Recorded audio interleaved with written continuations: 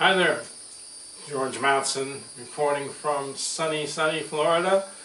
I hope you're having a nice weekend. Today I want to discuss a very simple concept relating to the Weiqi thrust. All right. Now, in past newsletters, past tips, I've spent a great deal of time talking about the templates of Weiqi and how these templates govern what we do in all of our kata and under stress. All right, you can perform things in the kata that have no meaning. Unfortunately, these no meaning techniques are going to come out when you need something that's practical, efficient, and works the way you want it to work. Okay? So it's most important that you understand that doing your kata is not a ritual. I often tell my students the story about growing up as a Catholic, and I was an altar boy, and I went through all these rituals, you know, the incense, and I knew all the Latin words. I didn't know what they meant, and I never questioned it.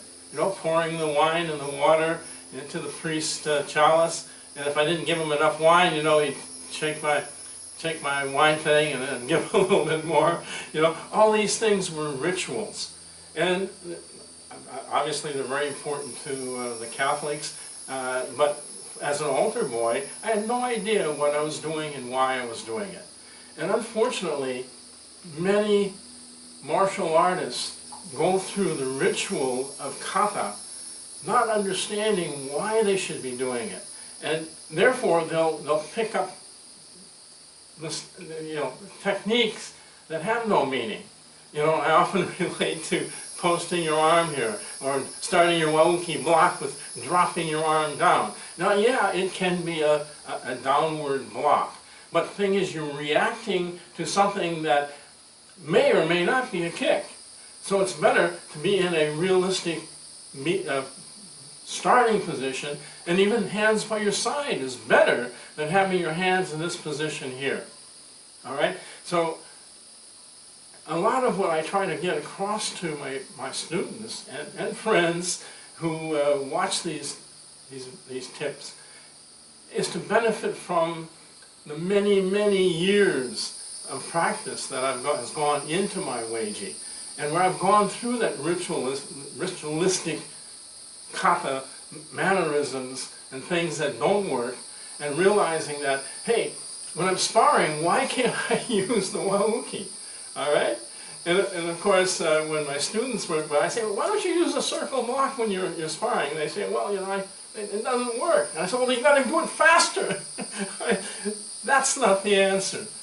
You've got to do away with ritual movements that have no practical purpose. You have to question some of the things you're doing. All right, moving in with your head, with your weapons back here, as you're going to be doing, for instance, the movement in Seisan. All these little things you should be aware of, but people aren't. And unfortunately, a lot of the teachers aren't either. All right, so what you have to do is go over your kata and understand everything that you're doing. Understand the purpose of the distancing, the balance, the timing, and why you turn. It's not that you just turn for the sake of turning. You're turning because in fighting, something's happening behind you. Therefore, you've got to clear this area. You know, simple, logical explanations to the reason you do your kata, it's all there. You have to explore it, though, and you can't take the easy route out, saying, well, this is what my teacher told me, so even though I don't understand it, and I know it'll never work, I have to do it this way. You don't have to do it that way. This is not a religion. This is not a cult. This is a martial art system.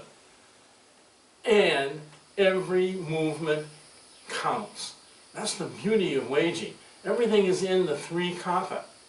All right? Everything. And everything is in San-Shen. You just have to understand it. All right, the tip for today. How do you get this thrust out in a powerful, fast, manner. I've talked about not turning your hand over too soon because that pops the elbow out. But the other thing is, you don't want to be rigid, you don't want to be too hard, because there are the antagonistic complementary muscle groups that are used in the action. They get tense and you're fighting yourself. Good exercise, but it's no good if you want to get a punch from point A to point B as fast as possible. All right? The tip, focus your fingers, but not your arm. All right? Just the fingers. And feel your hand pulling your arm out. Wow. Like that. All right? All right? Keep the rest of your body relaxed. All right? When I say relaxed, doesn't mean you're relaxed in this manner. It means that you're together. It means that your muscles are moving, working together. All right? And the best way to do this, my old thinking was that you'd be really tight, and then eventually you would learn how to control your muscles from tightness to softness and meet that hard, soft definition of Pongay Nun, of Boichi-Ru. All right? So here, by tightening your fingers and allowing your hands to pull your arm out, you're not thinking about tensing this part of your body, only your hands. And the hands are weapons that are striking, and it's amazing how fast that goes out.